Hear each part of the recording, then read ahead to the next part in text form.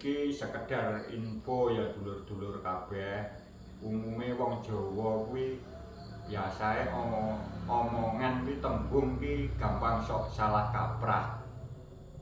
Contone kadang lek enek wong duwe gawe mengku kajat apa sunatan, apa mantenan sing pesta geden-gedenan kae.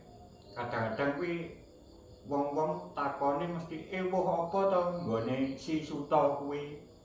Ewuh apa to nggone si Naya kuwi. Lek sejatine tembung kuwi salah kaprah. Lah tapi ya wis piye salah kaprah kabeh wong Jawa rata-rata gawe ngono kuwi. Sejatine salah kaprah kuwi. Tuan rumah ki ora kok ewuh. Tuan rumah ki sing mengku kajat, dadi sing duwe kajat.